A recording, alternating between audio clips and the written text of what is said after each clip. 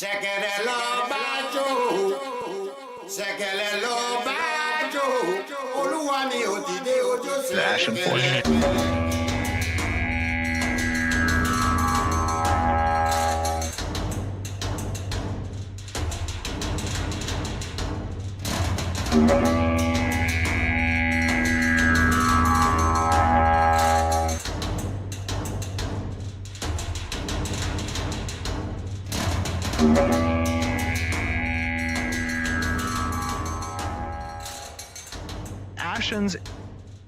The Ashen Forge. Hello and welcome to the Ashen Forge. I am Phantom X, joined as always by Diggs and the legendary Neurotoxin. How are y'all doing? Doing all right. I'm eager to maybe actually see journeyman scrolls that don't come from the reputation vendors, because golly, Vira, this is its last week here. Vira 1.0 in phase 1 was great. Vira in phase 2 was basically more Resna than Vira. It started off, oh man, it was just so much economic warfare and trying to keep people down and access to things being limited. And even in the past month, there have been stations going offline, so people can't build their gathering tools because everybody who was going to get them has already gotten them, and like, screw anybody who comes here afterwards. Really not a fun sort of thing. So, you know, there's some amount of, oh, you know, I'm going to miss what I had built up and the things we had going. But at the same time, it's like, I said in chat here, Vira was planned about as well as like drunks playing Carcassonne. Yeah, it was not good. If you folks notice, though, the video behind me, I just cut that earlier today. This is me running around the tropics and Jundark. You won't really be able to tell the difference in the transition except when you start seeing the banyan trees, because the tropics and Jundark right now are more or less visually the same. So if you've been to the tropics, if you've been out to sea and you are expecting to see something more dark in a place called Jundark, it's not there yet. But I hope when they do it that it's done in a way that feels dark, not when you go to Sandsquall and it's like, oh, well, now it's got this orange hue to it and there's dust everywhere. Clearly you're in the desert. All right, so that's how I'm doing. Go ahead. What do you think it's going to be like? You said different in phase 2 than phase 1, but what do you think it's going to be like for phase 2.5? Yeah, 2 extended or 2.5, take your pick. The merge of Lyneth and Vira into what will now be called Resna once more, I feel like is going to be a combination of old feuds round 3 and some best of the rest. We'll just wait until the next wipe and we're going to, play on till then sort of thing. Versus, it sounds like just about everybody wants to move to Shoal with a fresh start. And then especially with some of the messaging going on, and that's a little ambiguous right now. It seems like Resna's probably going to go under when 2E is finished, phase 2 extended. But Shoal might not. And so people that want more progress now and for the future are probably banking on Shoal as being one that's going to survive when phase 3 officially begins. What the heck happened there? I dropped the phone. Oh. It'll look like someone busted in the door. Like I dropped my phone. I dropped my phone. So I do that all the time. That's what the case is for. Yeah. Yep. They hope, though, and I'm going to put this out there because I've been told I can. So Intrepid would very much like for us. Yes, they get that there's a new fresh start server. They really want us to help out with the merging component to make sure it works. So they have asked us to ask you all to at least try a little bit on the merge. Now, the obvious downside to that is that people will get a late start, or some people are going to be rushing right out of the gate to get everything going. So if you're spend a couple of days trying to test out the merge. I think this will probably be the only time that they get to do merge testing right now. It's from server pop stuff, but I don't know why they would do it at the same time. So this prompted some good conversation about why not do them like a few days apart. Do the fresh start, and then like a week later do the merge, so that people have a week to rush to their max level like they're going to do, and then they have time to actually spend on the merge. But so no explain rush that. on the merge testing, though, is the thing. Like, they do the merge, and then it's basically an at will for people to go through and validate. Do I still have the items that I had before? Some of that's going to be a latent process because you have to wait till the places build up to a crossroads to even have storage. And then if you would invested more into your storage there, you might need to either be a citizen, you might need your 1 gold and your 5 gold, your bonus banks that you get from participating there for longer or just buying them outright. So I don't think it's necessarily that they need to get people hitting the merge right after the merge to validate things. But I would imagine there's going to be, intentionally or unintentionally, asynchronous downtimes where people playing on Fresh Start's got to come down for some maintenance or an update or some fixes or something, and everybody jumps on the old one and they play with their old data, and that's where we'll probably get some like waves and passes of additional validation on the merge process. There's also been a lot of question around what's going to go on with the names. The merge server is going to have 10 characters because it's up to 5 from one server and up to 5 from the other.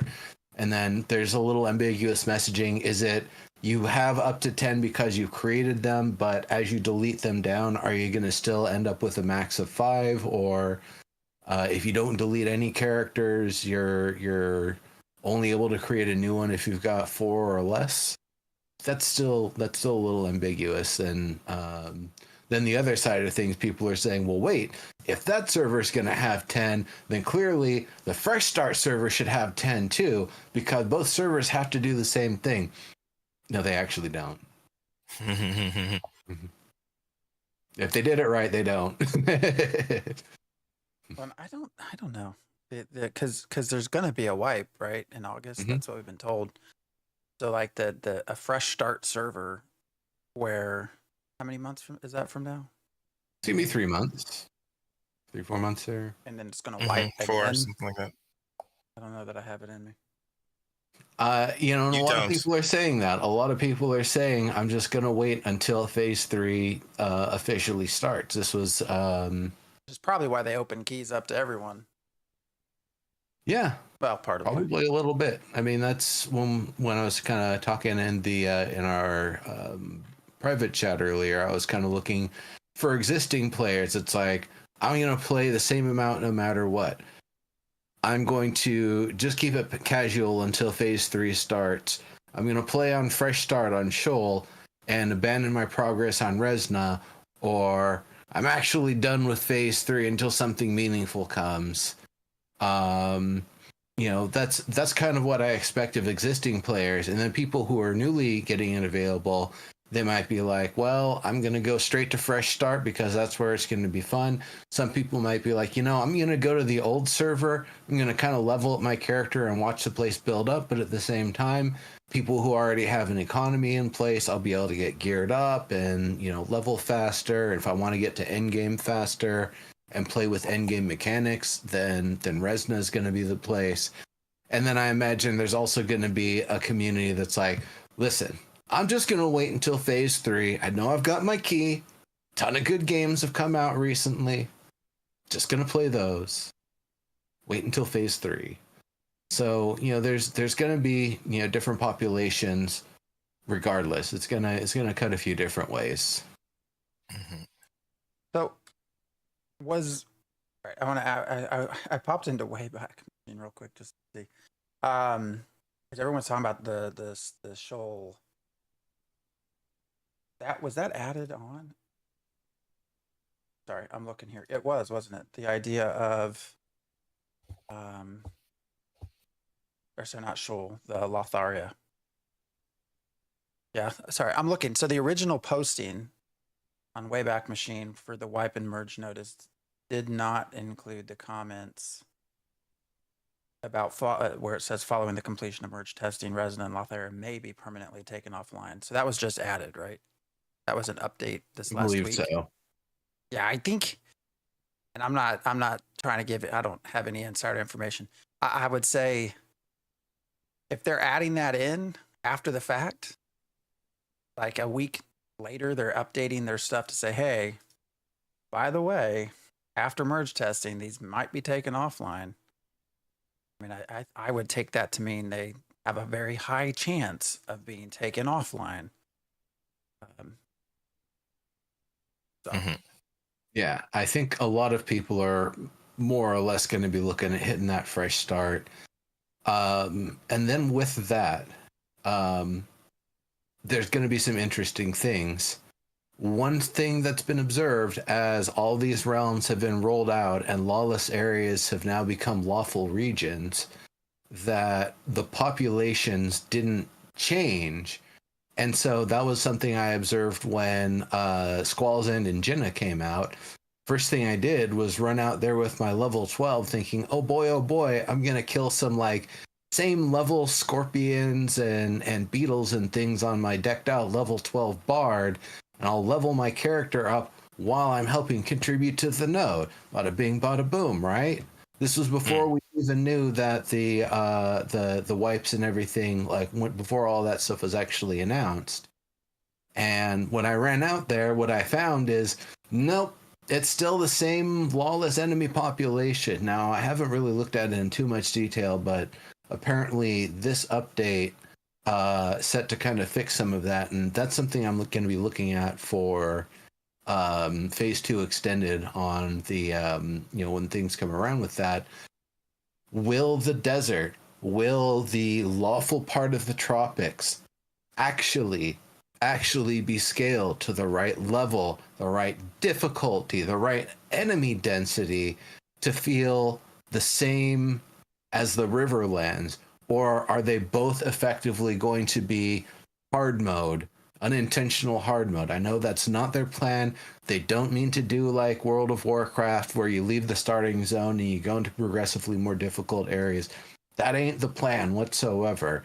But that doesn't mean that isn't potentially how it's going to manifest, because I noticed that the enemies in the tropics and the enemies in the Riverlands and the enemies in Jundark, they are a little bit more powerful, a little bit more tactical than same level, same relative difficulty enemies in the Riverlands.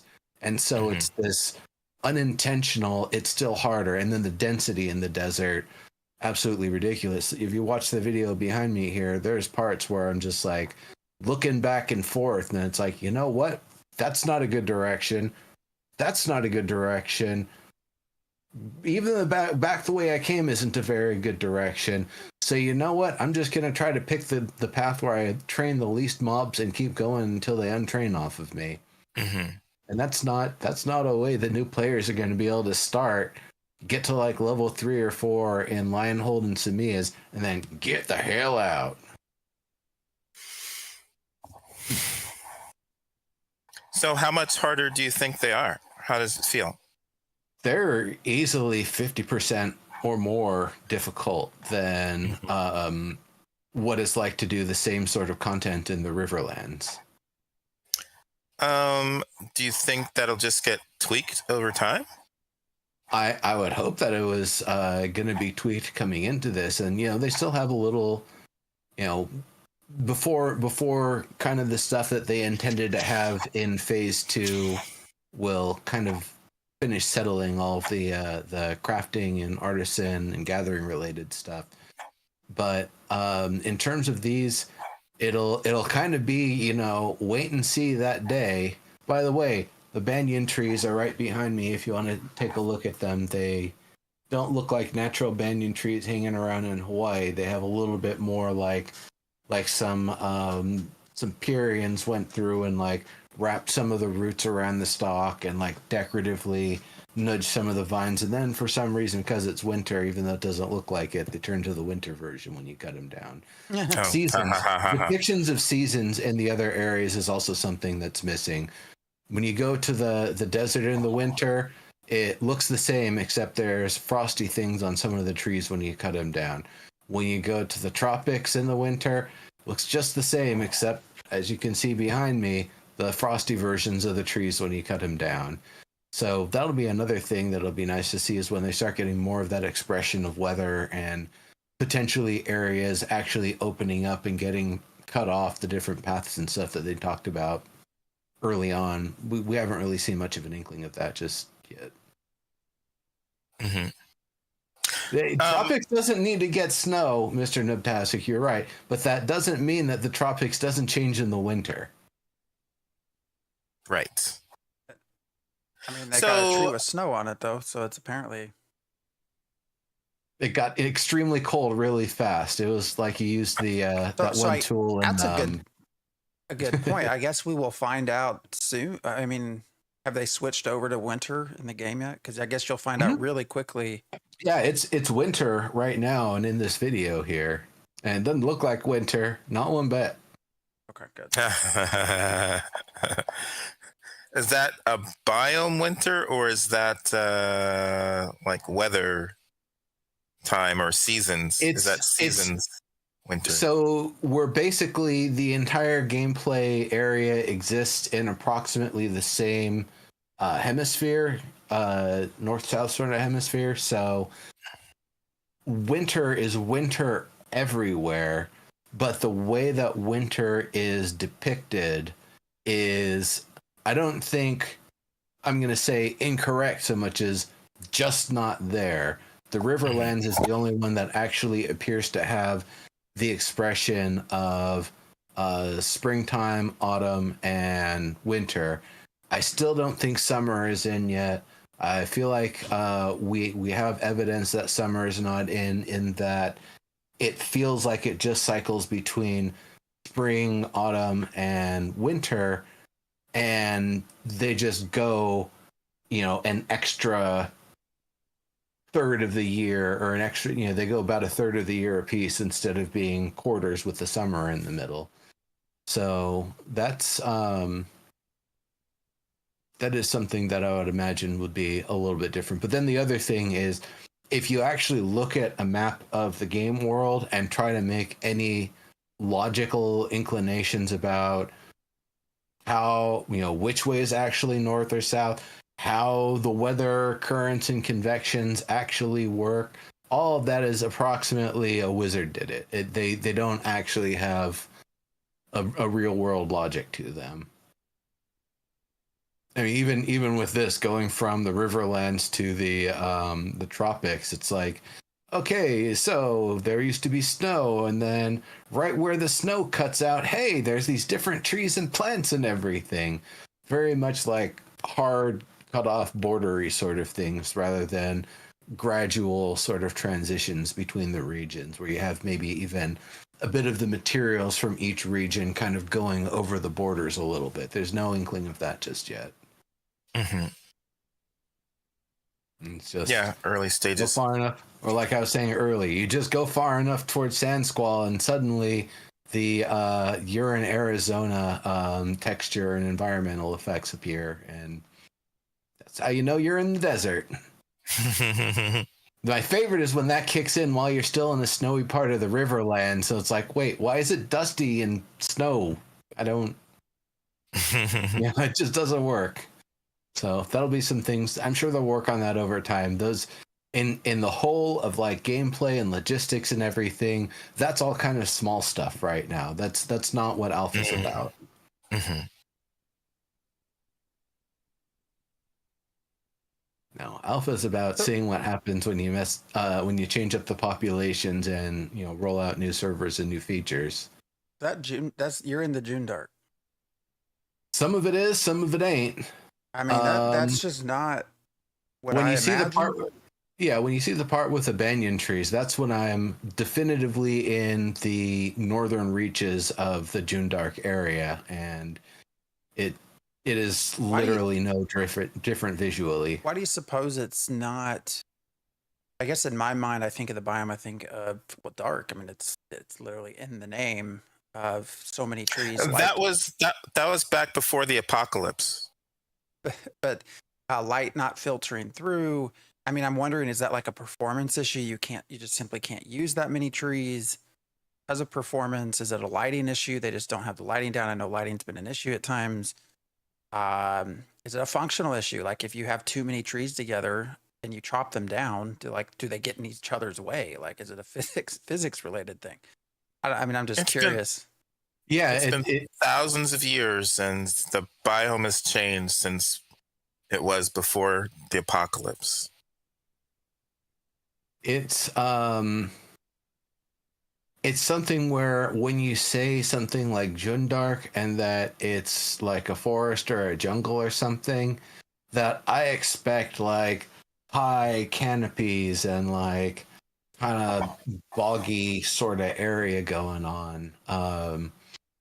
Right now, it definitely just feels like tropical wilderness. That's why we presumably don't have the same soil, like grass and stuff, right? A lot of people have commented the way the ground looks just from grass and bushes and flowers compared to some past live streams. It looks very different, and I assume again that's probably a performance issue as to why they. So I would wonder if also trying to put 3 times as many trees is a performance issue. I don't know. I'm curious. How would that affect meshing? Well, if they're all supposed to be dynamic actors that you can interact with and have that interaction element, you probably need a lot more tech on each and every one of them than you would static assets that you can bring in and out with the seasons. So you can make things appear and like change state and die off with the seasons, sure. But if you're going to do that and they're also dynamic collectible actors that will sometimes like slowly start growing in front of you while you're looking at it, which is funny to see. I can understand why there might be a little bit of issue with the amount of density. And likewise, I would hate for this to be the case, but it could be that Unreal 4 was just that much more performant with the assets that were in it, that Unreal 5 itself might just have so much overhead just using it as a game engine in general that adding all the rest of that stuff is a little too much for it. If you haven't seen one of the Najosh, I've got that one right there. I was like, all right, I'll film it in such a way that he's just whacking at me over my shoulder. Oh shit, my health is getting really low. I don't want to die right here. Yeah, he's fast. What's his attack speed? Yeah. High. And then the other thing with the Najosh tracker is that on crack. I had one of them seem to spot me and chase me from 3-4 times the distance that mobs normally do. So it's cool to see that there's that level of definition. It's like a level 28 1-star, but after the attribute change was done, I never went back through and got full rubidium armor to replace my enchanted bronze stuff. So yeah, I'm a little behind on the gear side right now, and because things were coming so close to wipe and switch sort of time, I'm like, why put in the effort? That guy was swinging at you, man. Like he ran out of his crack cocaine and he wanted yours. Yeah, no, those guys, they hit hard and hit fast. What was the deal with that? Triple Killer says, so we all agree UE5 was the wrong call. I don't know if it's, I mean, certainly when you look at the UE4 games, Throne and Liberty and some of these others that are actually able to do some much more impressive networking with the PvP. I don't know how much of that is also the fact that UE4 has been around so long that people know how to push the engine, and UE5 is still somewhat new, so people are still learning how to push the engine. So I would hope that eventually, UE5 is capable of doing the same thing, same stuff as UE4. I just don't know that. I think it's probably still so new. They just don't know how to get the most out of it. I don't know if that makes sense. But. It could be that some of the things performance wise were kicked down the road a little bit, and that's part of the reason perhaps that 5.5 is now on the horizon. They did talk about that, that they're looking to do the upgrade to Unreal 5.5. I don't think they're going to tell us the specifics as to why, but it definitely would be nice to know just a little bit of the decision process behind, like, what does it add that you don't currently have? What's it going to be able to do to improve performance, or what are the productivity tools that it provides the team that need upgrades from the current version? That sort of stuff. It kind of reminds me of what's the company, Rare, Donkey Kong Country. Came out, I think, SNES later in the life cycle of that, and it actually looked really nice compared to the other games on that console. But that console had been around for so long, I think they knew how to push things and make it work better. That was one of their games that they were really banking on, because Sonic and Knuckles was taking it to them. They were having a bit of a struggle making the SNES shine, and then Donkey Kong Country came through, stole that thunder from Sega, and I was even thinking about that earlier, because the first set of bananas that I collected earlier in this video were rare bananas. It's like, rare bananas. That makes me think of Donkey Kong. Oh, sorry, I'm typing. It's all good. And so, rare bananas. So that was another thing that was kind of odd to me. Bananas are listed as a farming item, but you can gather them with journeyman herbalism. They're an herbalism gather. Coconuts you actually get from cutting down coconut trees, which is great. So you get the wood and the coconuts. I believe those are novice. The most of the herbs, the ferns, the draconeas, the elephant's ear, the bird of paradise, those are all novice. There's, I think, only one apprentice material, maybe two, out in these new areas, and that's the dragon trees, and they don't look like a dragon. Just if you're looking for a tree shaped like a dragon, that ain't it. The dragon trees, and I think maybe the kelp. I can't remember on the dried coral that you'll find over by the islands. I'm pretty sure that's novice mining. And so there's like some odd materials gaps combined with the whole, like, well, wait, why do we need all these materials if we still only have like mostly recipes for the Riverlands and like boss drops aside from that?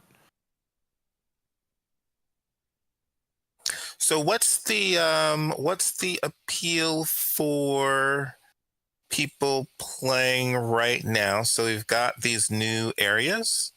Is that supposed to be bringing more people in to play, more people back to play? So they've got areas, but they've also got the caravels and the ship mechanics, and the amount of money that you can get from doing the long distance, not necessarily using the caravel because they're a little like lame right now. They only have a 2x3 storage, and they aren't fully customizable and makeable like the caravans, where you can build it up with different parts and customize it in all sorts of cool ways. It doesn't have any of that right now. So that'll be something people are excited for, is when the pirate game steps up. Right now, just going out with the ship and firing all of your potion launchers at rafts to sink them, and then you deploy your own raft somewhere to try to grab it. That's kind of a fun sort of gameplay loop. Things in the open seas are lawless, so even if you are in a lawful area, if you want to go out on the waters, expect to be a viable target for everybody. Other than that, the fact that the whole of the Riverlands and the whole of the desert are both complete places where people can start at is huge, because there was so much like crampedness going on with the total amount of people trying to play the game, versus how few places there were to work with them. And even more so, the thought that we had that freeholds were going to be more than basically just a farming spot. Eventually they will, but right now farming and I guess material storage are the only two viable use cases. And so it's really hard to start a new, thing on a fresh start. And then for the limited amount of freeholds that are out there, rush real hard, pool up all of your guild's gold to buy one person access to a freehold as soon as a place goes to the village level. There's some stuff with that didn't really land this time. So I think that's something people are looking forward to a little bit more, is not going so hard to try to get every last freehold they can possibly get, but like every guild maybe trying to get one or two and be able to actually utilize the mechanics on them as they hopefully come in over the next few months. I think so we've got the whole of the Riverlands, the whole of the desert. Hopefully the desert isn't hard mode. We've got like Wind and Sea and a couple others in the tropics that are actually lawful zones now. So that not only extends how far you can travel with your cargo resources and try to sell them for more, but that actually starts to set up the idea of making, building up those places to make good choices on them, to be able to get the node benefits and bonuses for being in the region and being a citizen, having the place, maybe getting some relics. So it'll be nice to see what it looks like for that starting population to not all just, go to Highwayman Hills approximately, or like Coralock and Nika Bray, and just, farm the hell out of the stuff there, or go to some of the other places, 7 stars, or just approximately a slow building place, and level up as you build up there. But instead to actually see people making a coordinated effort to spread out much further than the Aelan starting gate, and what that'll look like in terms of how the little empires and cliques of guilds and alliances and things kind of form and shape the areas. The hope is that there'll actually be logical placement of things, that we won't just have all the sweaty Zerg PvP people making sure that economic progress is held back so that way they can try to live off dropped items and be the toughest because they have all the world bosses. I think it's been kind of proven at this point that ain't the way. You're not actually going to get ahead that much. You're just going to make everyone else pissed off at you. Whatever that actually means. Warren said, here's the real question. How long till you don't want to do Ash's podcast anymore? LOL. We've been doing this, 8 years plus? I mean, we'll probably give up when we die, or it just completely goes under. So so was this latest update for Thursday? Was that the big one, and then we're gonna wait weeks, or is there supposed to be a big one on May 1st, or is that all been pushed back? I don't know what the timeline is. I hope that May 1st is going to have a bunch of new stuff with it, but it could just be fresh start with all the stuff that we have and see how that even does. But that's when the fresh start still is happening. It didn't happen this past one. It's going to happen on May 1st. Yeah, it sounds like they're still sticking to that one. Okay, all right. So we do get like a 2.5 drop is the kind of idea. Mm-hmm. Okay, and that's happening on the 1st. That is something that you've been mentioning in the past, yeah. And that means that Thursday Phantom will be streaming because it'll be so exciting. He'll have to come back in. This Thursday? Yeah. What for? May 1st. Isn't it May 1st? Oh, I can be streaming.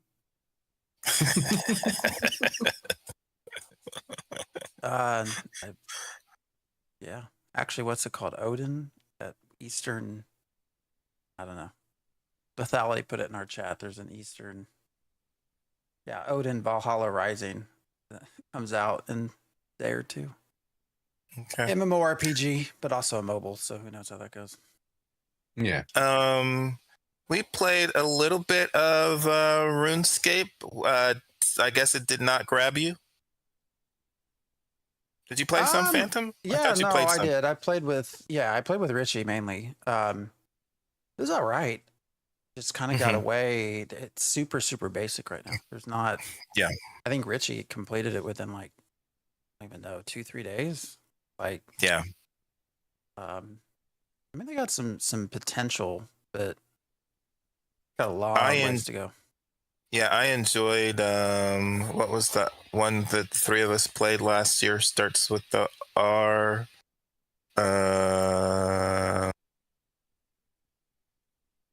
Let me check. It was. Starts with an R.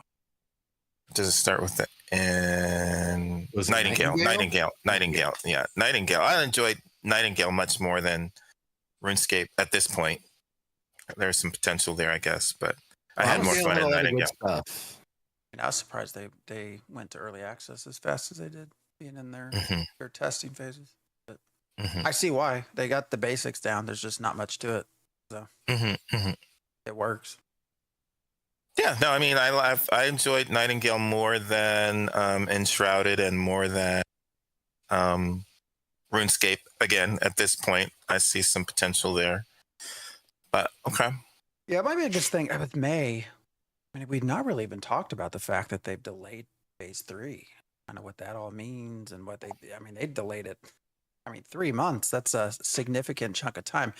I think somewhat expected considering half of phase 2 hadn't made it in by the end of phase 2. All of phase 2 made it in. What have you not been playing Phantom? There's a certain someone streaming right now that gave me a lot of shit about this, saying it literally went through phase 2 bullet point by bullet point. That's it. And keep in mind, this was pre-rogue, pre-naval.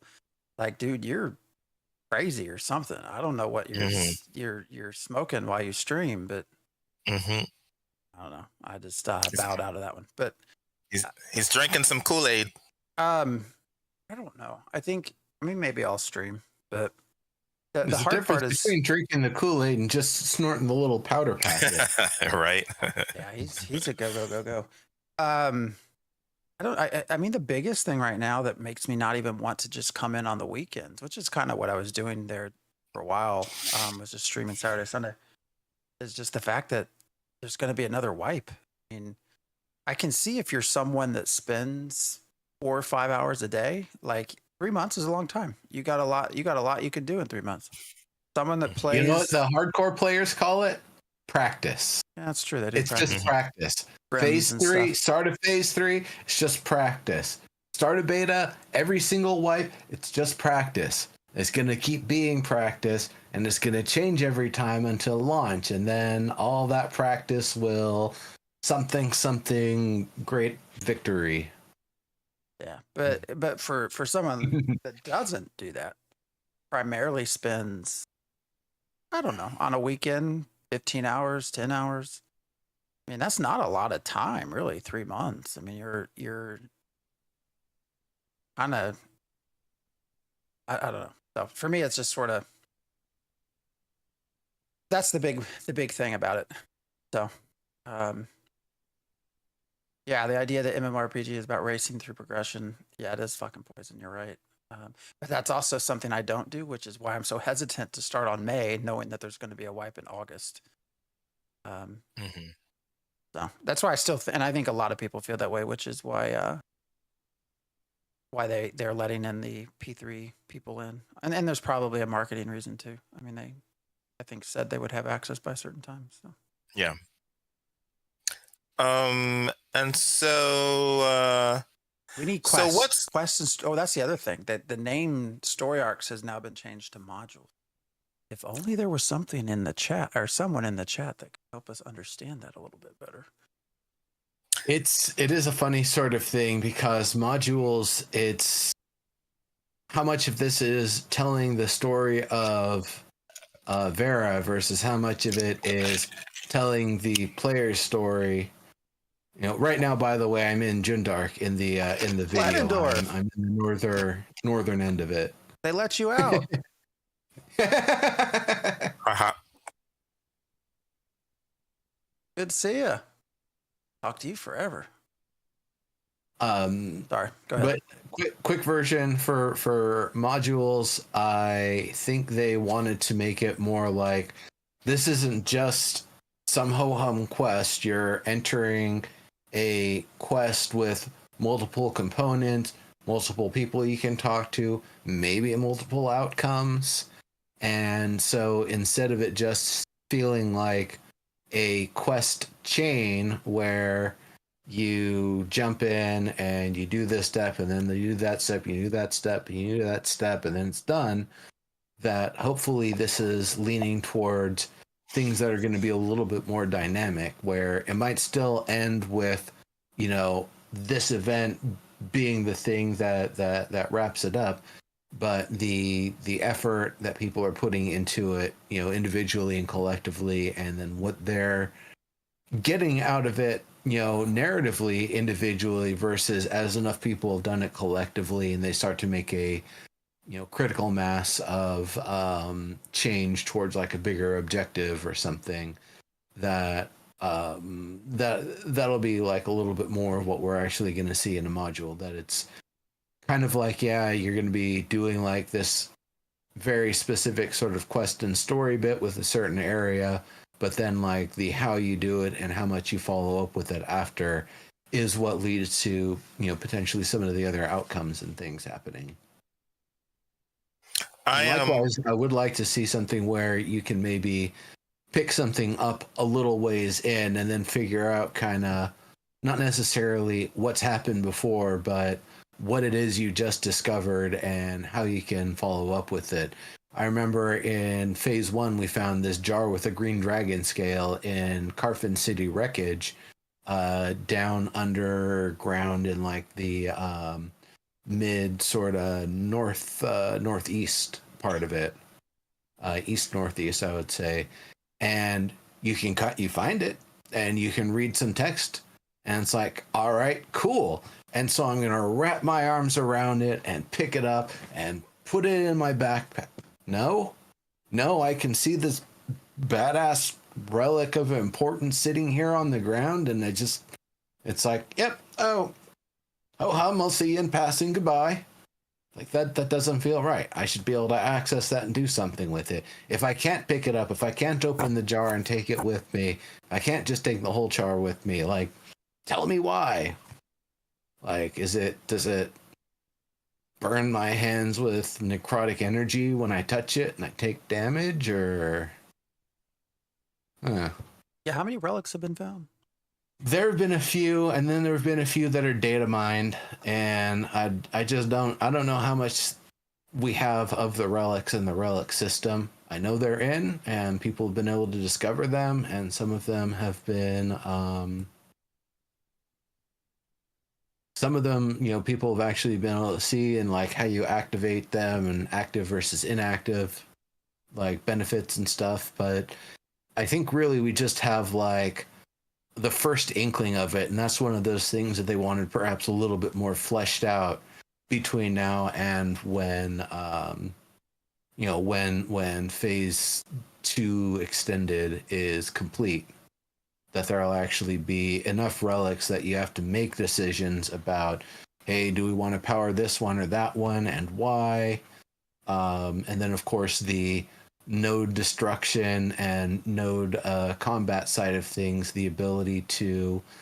Now, I thought we were going to be able to extract a complete relic out during the battle or after the battle, but it sounds like when a battle's over, the relics get sundered into shards.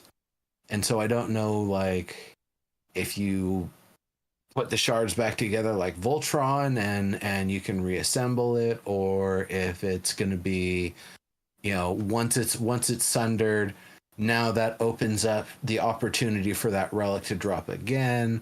Or if there's a way that in the combat process, maybe if you don't destroy the reliquary, that they remain intact, but if you do destroy it, they all get sundered or something. I don't know. Yeah, I have not heard the name module in over 20 years, it feels like. I think once I started playing MMORPGs, then I was focused there. And then I guess they kind of turned into book-like supplements or something when you would get, like, I don't think, what was the one that we actually played? Which one? The Sunless Citadel or No, the one where we Christmas Strahd? No, the one where we actually where I converted that kobold. Was it a kobold? What was it? Yeah, no, that was a bugbear. That was Phandelver, the Lost Mines of Phandelver. Yeah. I mean, that was a module, but I don't know that they called it a module. They called it something else, I think. I don't know what their term for source book versus right, I guess, or whatever. Yeah. So it used to be. I mean, yeah, that's a good question. Back in that those were like soft cover modules or soft cover, and what you get these days is more of a hardcover source book type thing. So that's kind of a blast to the past module. And then supposedly, if we're going back to Kickstarter days, I almost said Landmark. I wonder why. Ashes is supposed to be a theme park, and narrative is one of the 4 pillars. So dev curated narrative is supposed to be one of the key pieces of their design concept. So these modules, story arcs are big, as well as having the player-driven stuff, which is what Phantom is really interested in. I think more is the player-driven content. Player-driven stories, I guess. Mm-hmm. Yeah, I think you need both. I think that's the only way it works. So yeah, we'll see. I've said forever that I think player and complete player sandbox stuff is just doesn't. I don't think there's ever going to be a great MMORPG that's set up that way, because you just have to have so many people that players that actually are good at making. Those people are developing games already for the most part. Like they're not just your average player. But I think being able to mix both is definitely the way to go. So, yeah. It'll be interesting. I mean, and this Ashes hopefully seems set up the in an ideal way, in that you have the writers sort of coming up with the story that we all get to experience, and then you have the players really creating the community-based stories, the stuff that you will see in Discord, the stuff that gets pushed out to PC Gamer magazine like Eve did when crazy shit would happen with your actual community. And then the best scenario is when those two come together. So. I think I have been seeing in the Discord some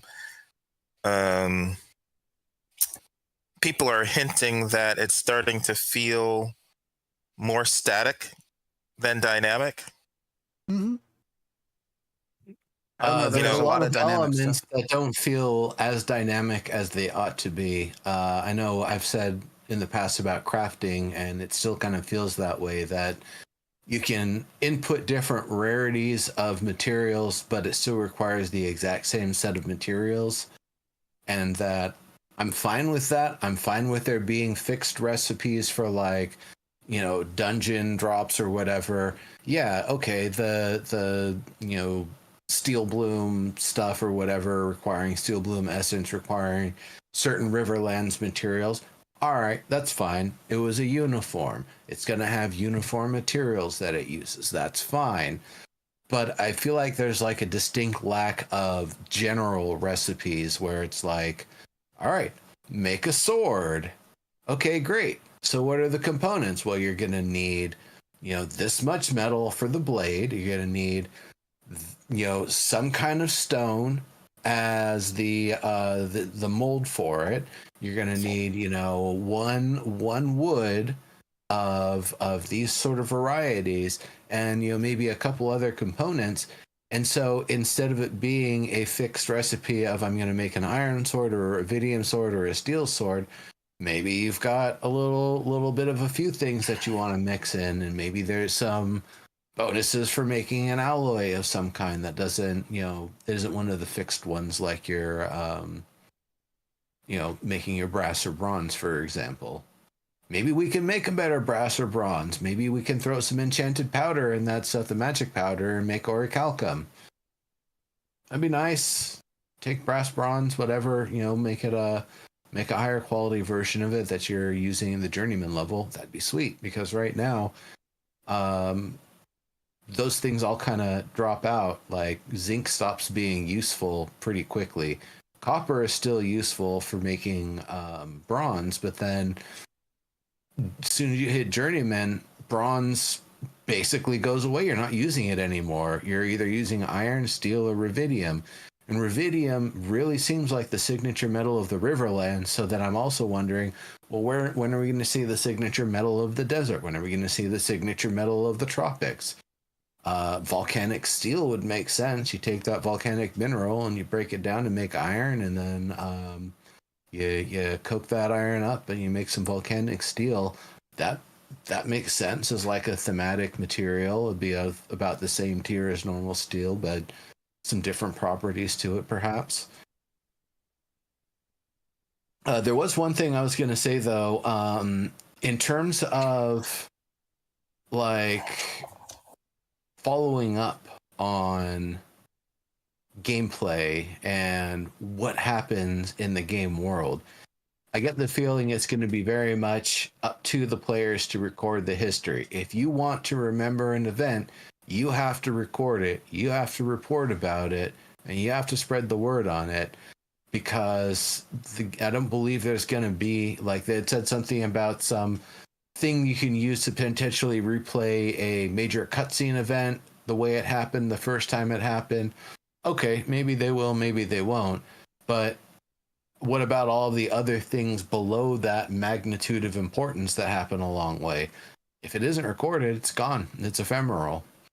So I think that's going to be one of the things, especially when it gets closer to launch, that we're going to see more players leaning into, is like any realm that really wants to have a lot of population and a lot of bustle is going to need like a dedicated journalist sort of person in every region. You got like the Winstead Crier we had for a while in Vyra. And I could see something like that where you've got somebody who's gathering the news about the local region and some of the surrounding regions, and telling it as, in-game messages, daily broadcasts and publications, weekly broadcasts and publications, the who's who on guild beef and dramas and all of that sort of stuff. If every region has one of those on a realm, then what that starts to do is actually create this sort of like connectivity to it, where if you want to learn about what's going on in a different region, you don't have to go all the way there. You can communicate with somebody who's a regular there, either one of the newsies or one of the regular guilds out there. Maybe compare some prices of some general materials and some special materials, and arrange to do some business with each other. Which is going to be something that's going to take some work, because as the game gets bigger, we're looking at like 1, 2, 3 hour treks to get between like four zones, going from like zone to zone to zone in a straight line. It's going to take a little while. I don't know how much faster the Master and Grandmaster mounts are going to be compared to what we have now. But even at like 220%, it's still going to take forever to get from, biome over here to a biome 1, 2, 3 over this way. Even if you're tough enough to just go in a straight line and ignore all the mobs, it's still going to be a long ass trek. And if you disconnect near some animals or something that's going to chew on you, you're going to log back in and lose your stuff. And that's no fun either. So, You know what I've been looking, it's logistics. Go ahead. looking forward to? You talking about the size of the world and how long as it takes to get everywhere. I've actually, the more I've been thinking about this, and I think literally we were chatting about this morning in Discord. Like, the more I'm looking forward to, kind of looking forward to this, like, little small spot of the world where there just are not that many people. And it's just like a small group of us, little, I don't care, 1, 2, 3 node, whatever. And like, I actually kind of look forward to that you're going to have such a huge world that you could, if you wanted, you could pick an area that's away from everybody. Kind of just play with a small community and see, it's chill, what it's like. I don't know. That'd be fun. I don't know. Mm. I assume that's going to happen. It's going to be so large. We just hang out, do whatever. Yeah. It'll be interesting to see. I don't want to deal with any of the stupid shit, PvP, war decks, and all that. I just want to have fun. So, yes, a hermit-friendly node. That's what we will create. Yeah, there probably will be some. Until the Forge came around, it felt like New Ayla was that way on both Vira 1 and Vira 2. That it was, I had often referred to it in game as, looking for a blighted economy where you can buy stuff on the cheap, head to New Ayla. It until the Forge really came around, even then, like, that's not going to be a day one sort of thing. It doesn't have a lot of stuff. Marileth and Winstead still feel like they're the most dense with things to do, and they're going to level the fastest as a result, where Halcyon, Jova, New Ayla, I just don't feel like they get the same amount of attention, the same amount of population, because there isn't as much to do there. Like, sure, there's 7 stars and Daragal. I think both of those are in Joeva. So, okay, Joeva's got something, and because it's close to the Forge and it's close to the Tropics and Jundark, okay, I could see it being kind of a pop-in place in 2E.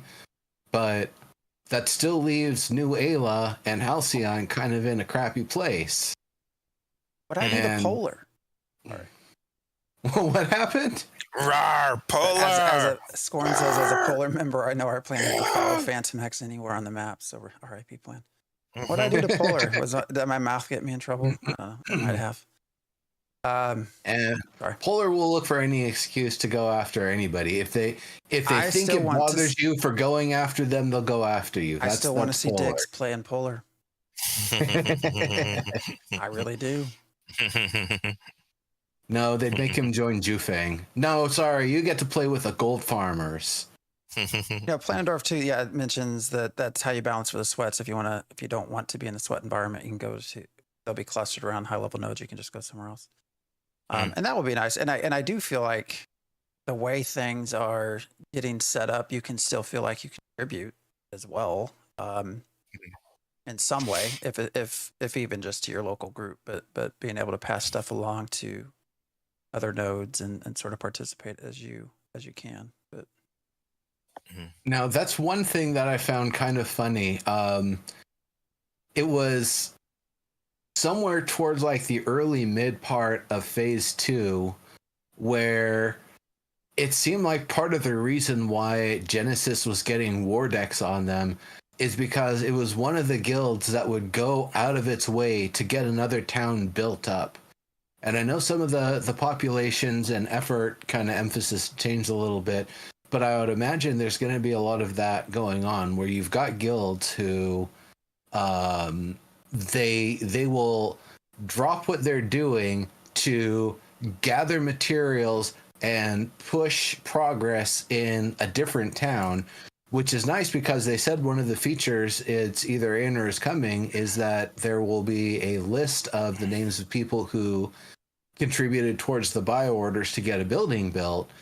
So that's kind of a nice sort of thing, because then when you actually see like, wait, why are all the people from like this guild and that guild that are totally like not even in this region the ones that contributed on this? Oh, it's because they went out of their way to build that thing up because they want to see the journeyman stuff all up and running. And that'll be nice to see, is all of journeyman stuff actually running on one server, maybe even placed in a logical manner, so you aren't running between, you know, like a 1 hour loop plus just to get to all the stations and all the materials and all the people to get half of one component ready for a journeyman craft. Because those things get kind of wacky. You got to go get some alchemy stuff and some stonework stuff, some metalwork stuff, and some thread and some animal fat still, and that's literally just for like one or two components. It's, you know, just getting your stone molds made is quite a bit of effort.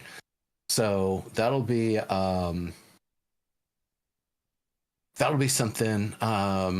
It'll need to actually, people will need to build things close enough together and with a bit of logic to it. Otherwise, it's just going to be a big old mess, and there's going to be a lot of like, man, I don't want to deal with crafting this crap. I got to run all the way over here and over there. I'm laughing at Yes. Vader there. I'll be the town hall dragon rider. Diggs is the wise wizard that shoots fireworks and tells us majestic stories of old. Or will be the fearless commander on the battlefield while screaming toxic insults to our enemy. I don't know like what toxic insults other than trying to get around the profanity filter to say the e-ball part of fireball. If anybody's wondering, that's half a Russian slur. You can look it up again. But I have no, like, the first part of that slur is just a common word. So I guess they focused on the less common part, but then it does that thing where the profanity filter lets you know that something is profane, even if it isn't, by blanking it out in the middle of a word because there was no application of regex to like see the context of its use and display it or not appropriately. So in the video, by the way, if you're watching here, loop back to the part I just entered the Jundark. I just went over some slippery cliffs. I don't know why all of the rocks are slippery in the tropics and in Jundark. They're slippery. They violate the rule of if you can see it, you can climb there. That is totally off limits right now. Those rocks are slippery. I had to unstuck off of one of them at some point because it had slid me down into like this crevice where there was no way out in any other direction. I couldn't move. I couldn't jump. I think I was able to like press space and F to get off my mount, and then had to do the unstuck from there. So yeah, I really hope they fix that soon and put some traction on those rocks, because slippery rocks is it is anti exploration. It's violating the whole if you can see it you can get there rule, which is something that I really care about a lot. Benendorf, I don't know if you're still listening or just sort of lurking, and I don't know if you can say anything, but is there any, we assume there is a drive to make the Jundark actually dark after the first pass. I mean, that's, I think, everyone's hope. I don't know if you're there. I don't know if you can even answer that, but it does seem very bright. For the Jundark. Yes. So anyways. We are almost time. So what do we got? What do we got coming up? So when's the next? I mean, there's going to be a lot to talk about with Friday Start and how people are going with that. Yeah. Yeah. Friday, we should have something, right? Shouldn't we have a dev stream? Yeah, that'll be coming up this week. I think they're going to show off Jundark a little bit and kind of talk about some of the plans and expectations, and maybe they'll roll some new characters and stomp around in the starting area or whatever and watch the carnage. Is, okay, I'm just gonna say it right now. I don't think I've said it before and I'll say it again. I don't think that area is gonna do very well. The performance of the server workers around Lionhold and Samia's and Warhelm, just in general, never seemed to get better. Like when the rogue dropped, I think I had mentioned it on the last episode, that a bear was just running butt first at me so I could keep stabbing it in the butt with the backstab. And it's like, this is not right. There's literally nobody here. Why is this bear running butt first at me? Why can't I cut down half the trees in the Warhelm area that are the rare types? These are things that should be fixed and definitely need to be. And if they're just waiting and hoping for user reports to be the thing, and not just any user reports, but a plurality of user reports in an area to let them know, hey, this area is broken, we need to do something about it. You're waiting for Godot. People already assume that everyone knows that it's broken because everyone knows that it's broken. So I don't know if those reports are something that they've been waiting on, but those server workers definitely, they've been struggling when it's not during a high pop event. So I really hope those things get some attention and have gotten some attention, because they're about to get pushed to their limits once more. And I don't really think the performance is going to be improved enough for the amount of people that are going to be coming in. It's going to be a lot of, struggling to get out of the starting area at whatever lower level you can, that you can still kill stuff, because the faster you get out of the starting area in the Riverlands, the more you'll actually be able to play the game. I was gonna say, and I think I forgot to say, regarding the rogue, that we got a kind of mini rogue preview that was closer to that original preview of the Predator, I think. They didn't really go over the rogue in depth like they did for the other archetypes, did they? Where they went through the skills, and I wish they would have done that. I guess they figured they didn't need to do that, since technically we got to play the rogue a couple of days before the dev stream, and because it was on the PTR. But I'd still love to have seen that on the, a YouTube video of that with the in-depth dev discussion about the skill tree. I was kind of hoping that, because I've heard people say that now that they've done the rogue, they would like to even have them revamp the cleric a little bit and revamp the mage a little bit. With that, again, I'd like to see a video of them going back through the skill trees and talking about those in depth, if they change those, and then really saying this going forward to the summoner. When we get around to the summoner, I hope they'll go back to giving an in-depth discussion about their skill tree and what they were doing with the thought process. And we get to see that as a YouTube video. I hope we get more of that.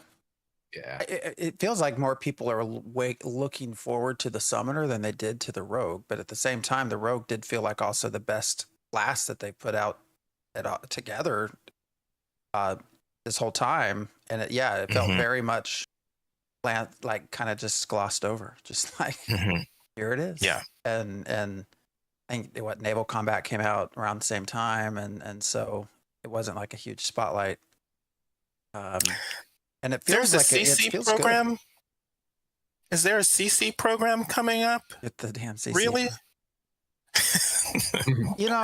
Mr. Nibtastic, Planendorf again. You're not community, but the one thing I don't get that I think would bring so many of your CC people back. Yes, a program would be nice, but let us stream the PTR. Like, you just let us stream the PTR. Like, so many people would be interested in doing that. You know, and I get it. I think part of why they don't is, you know, we could have streamed Rogue first on PTR, but then that probably would have stolen the thunder of showing it on a live stream. So I kind of get why they don't, but I mean, but they didn't show it on the live stream. well, but I don't know. I don't get yes, if they had done an in-depth thing, but they didn't do an in-depth thing. Because if it's visual, that they're worried about, you know, we can say everything we want, but they don't want the visual. Like, look, when I last log into the production server, like half the town in Nuela was underground running around. Like, the people were not even standing above ground. Like, if you're worried about visual stuff, you already got problems on production. Like, I don't understand why the concern is with PTR. That's also part of why I don't buy that it's like visual. Like, I think they don't want us. I don't know. I don't know why. I won't speculate. But anyways, I think it's also because it's a test bed for other features that they may or may not even go forward with. Like, we've seen on PTR for maybe about a month the ability that when you open your inventory, you can click into it and look at all of your stashes at all the different towns you've got stashes at. But there has to be some reason why they haven't put it in yet, whether it's a logistical thing, whether they just don't actually want players to have that access yet, whether that's supposed to be like a node feature that you've got to be a citizen of an econ node to be able to have that sort of feature, whatever it might be. You know, until they're sure of what they want to do with it and how they want to do it, and also that they've made absolutely sure that you can't accidentally nuke one of your inventories somewhere, which is a big thing that they definitely need to make sure they don't do. You know, I mean, there's the Rogue. When the Rogue first hit PTR, like, all your CCs were talking about it, but they had to talk about it in Discord. Like, they couldn't stream it. They couldn't do anything with it. They couldn't post YouTube videos. So I mean, everyone was talking about it, but there was nothing that could be done live interacting with other people or recorded. And I think that's just a big miss of an opportunity. I will also say it seems more and more like they're not using the PTR. A lot of their features are starting to bypass the PTR. Or they just got like a sniff test on PTR before they go live. Yeah, so I wonder longevity what the PTR is going to do. And again, when they go 7 days a week, I think a PTR is going to start becoming more important again, because when they run it, it's actually going to be with the intent that, hey, we actually need focus testing on this and something we cannot just be putting on live, and not just having it. What was that? I don't think they have enough people, and they certainly won't have enough people if they're running live at the same time. So maybe not. It's just I don't know. That's also part of what at times makes things feel rushed a little bit for me. Is that they also, what seemed to have been the development pipeline is starting to kind of not be followed all the time. What was it? It was it deconstruction? What was the other one that was just not enchanting? What's the other thing they just added? The tempering.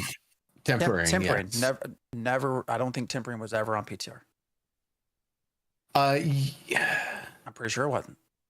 I think it was certainly never a focal test. Right. It wasn't a focus. It might have been there and just like not mentioned, but you're right. I don't actually think that one was tested much by the players. It could be, though, that they were very thorough with their internal testing and wanted to be, you know, once they were happy with it they were pretty sure it was ready to go, sort of thing. You know, it's fine. They put it in.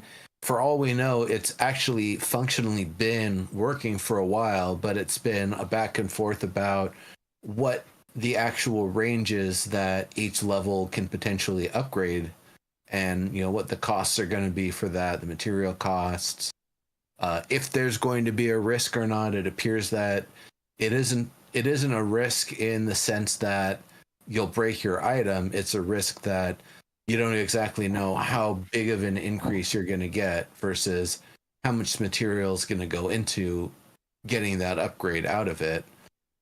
And so, there's still potentially some variability with it, but it might have been something that they were like, okay, kick that can down the road until the attributes rework is in. And then after the attributes rework was in, it's like, all right, well, let's kind of fuddle with the values a little bit here and push it forward. I'm glad that it's in. I'm glad that it's in a state that we can, comment on it. I have things to say about it. I think I've already said them. Yeah, we need to talk about tempering and enchanting, some of these other things that are coming up. But we're out of time. Biggs needs to run, so we are going to call it here for the night. Appreciate you all for hanging out with us. We will be back next Sunday, I believe. I don't think anyone has any reason not to be here. Yeah, probably. So y'all can wrap it up, and I'm just gonna do this. Light My Violet. That's who we'll raid. Unless I'm no-lifing it, and I'm like, nah, guys, I can do the show, but I gotta keep grinding. I don't think that's gonna be the case. All right, everybody. As always, join us in Discord for a little bit of back and forth if you want to chat. Otherwise, enjoy Ashes of Creation if you're playing, and we will see you here next Sunday. See ya. Okie dokie. And everybody.